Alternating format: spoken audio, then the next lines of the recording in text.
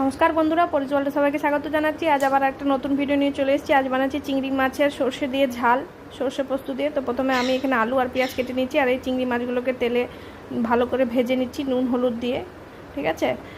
আর চিংড়ি মাছটা ভাজা হয়ে গেলে এর মধ্যে আমি দিয়ে দেবো আলুটা আর পেঁয়াজটা।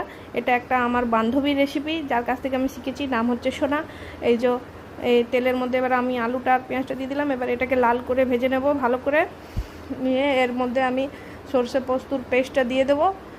আর তার আগে দিয়ে দিচ্ছি নুন আর হলুদ। আর সর্ষে পোস্তটার মধ্যে রয়েছে কাঁচা লঙ্কা, রসুন আর পেঁয়াজ, এগুলো দিয়ে সর্ষে পোস্তটাকে ভালো করে বেটে নিচ্ছি। এই যে দিয়ে দিচ্ছি কাশ্মীরি লঙ্কা গুঁড়ি। এর মধ্যে এবার দিয়ে দেবো ঝালের জন্য একটু লঙ্কা গুঁড়ি, আর দিয়ে চিংড়ি মাছগুলো দিয়ে জল দিয়ে দেবো।